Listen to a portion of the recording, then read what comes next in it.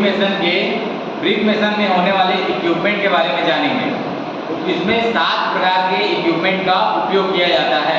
सबसे पहले हम लोग का laser beam measurement, cross line laser, brick laying trowel, barrow wheel, chisel, hammer और स्पीड लेवल। ठीक है, तो ये जो चीजल है और हैमर है, ठीक है, ये दोनों एक साथ उपयोग होते हैं। ठीक है, ये दोनों एक साथ उपयोग होते हैं। तो मैं अब एक एक करके आपको ब्रिक मेसन में होने वाले इक्विपमेंट के बारे में बताऊंगा। ठीक है, पहला है आपका laser beam measurement. Laser beam, laser का बोलने का मतलब है इसमें से एक लेजर की किरण निकली है। ठीक है, और बीम का मतलब है इसमें हम लोग बीम का, कॉलम का मेजरमेंट कर सकते हैं, दीवार का मेजरमेंट कर सकते हैं और मेजरमेंट करना है। ठीक है, नापना होता है। ठीक है, ये काम कैसे करता है? जो हम का इक्विपमेंट है लेजर बीम मेजरमेंट, उसमें हम लोग बटन को प्रेस करते हैं तो हम लोग का उसमें दूरी का मापन होता है। ठीक है, कम ज्यादा करने का भी उसमें एक बटन होता है कि डिस्टेंस कम कर सकते हैं, ज्यादा कर सकते हैं। ठीक है, मतलब जोड़ना घटाना कर सकते हैं। उसमें उसको बंद करने के लिए भी ऑप्शन होता है, यूनिट को चेंज करने का भी ऑप्शन होता है। दूसरा मतलब लंबाई, चौड़ाई का जो यूनिट है, फीट में, इंच में, इस प्रकार से हम उसको चेंज कर सकते हैं। और इसके लिए सावधानी, तो इसके लिए हम लोग को जब काम करते समय एक सावधानी रखना है, आंखों में हम लोग को इसके लिए आंखों में सुरक्षा का गॉगल, चश्मा, सुरक्षा चश्मे पहनना है, ताकि जो लेजर जो निकल रही है किरण, लेजर की किरण, वो हमारी आंख में डायरेक्ट रूप से ना पड़े। और क्या होता है इसका, हम लोग को जब जैसे ही हम लोग इसका उपयोग कर लिए, काम कंप्लीट कर लिए, तो इसको हम लोग को बंद कर देना चाहिए तुरंत, ताकि जो हम उसमें लगाने वाले सेल हैं उसका हम लोग कम से कम उपयोग और ज़्यादा से ज़्यादा टाइम तक उसका उपयोग कर सकें। ठीक है ना। इसके बाद अगला है cross line laser. Cross line laser मतलब क्रॉस, मतलब ये इसमें से ऐसे क्रॉस का इसमें जो लेजर है वो क्रॉस की किरण होती है। ठीक है, हो गया। क्रॉस लाइन लेजर मतलब इसमें क्या है, क्रॉस होता है हम लोग का, 2 लाइन क्रॉस होती है और इसके माध्यम से होता है लाइन होता है, और ये लेजर मतलब इसमें भी लेजर की किरण ही निकलती है, जो हमारे आंखों के लिए अच्छा नहीं होता है। इसके लिए हम लोग को इसका उपयोग करते समय हम लोग को आंख के लिए सुरक्षा वाला गॉगल, चश्मा, सुरक्षा चश्मा पहनना है हम लोग को। ठीक है ना। इसके बाद अगला है ब्रिक लेइंग ट्रेवल। तो ब्रिक लेइंग ट्रेवल मतलब ये होता है आप लोग का करनी। ठीक है ना, ये आपका करनी है, करनी जिसमें आप लोग काम करते हैं, ईटा को जोड़ाई करते समय जब आप काम करते हो, उसके लिए आपको ब्रिक लेइंग ट्रेवल का उपयोग करना चाहिए।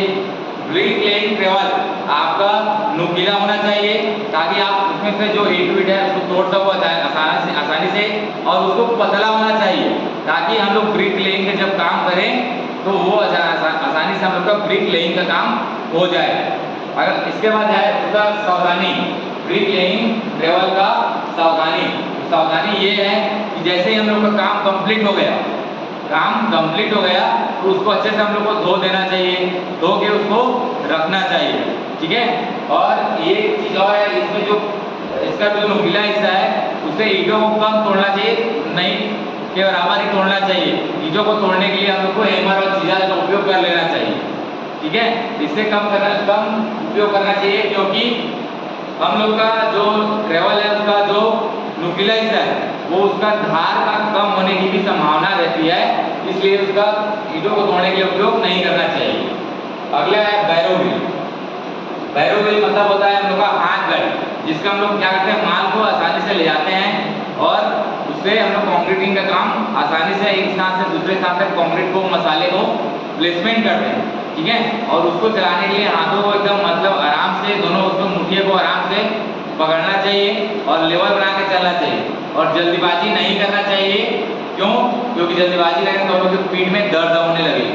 ठीक है, और ओवरलोड की जो कंडीशन है उससे बचना चाहिए। बैरो व्हील में जो ओवरलोड होगा उससे बचना चाहिए, जितना माल जा रहा है उतना ही माल लेके जाना है। ठीक है ना, ये उसकी सावधानी हुई। और जब काम कर लिए, बैरो व्हील से काम कर लिए, उसको अच्छे से धो दें और धो के उसको अच्छे से साफ करके रख दें। ठीक है ना।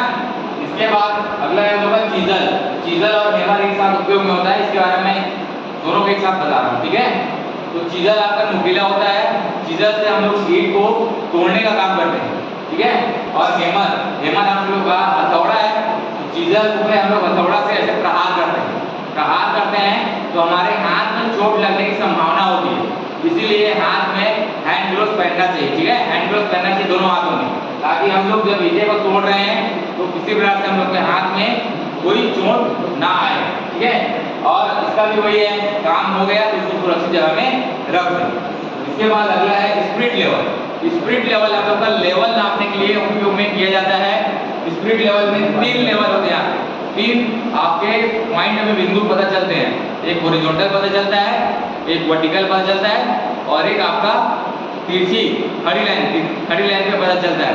2 चीज आपका हमेशा समान होगा, हॉरिजॉन्टल पे और वर्टिकल पे समान होगा तो इंक्लाइंड वाला आपका गलत आएगा, तो आपका जो आप काम कर रहे हो वो सही है।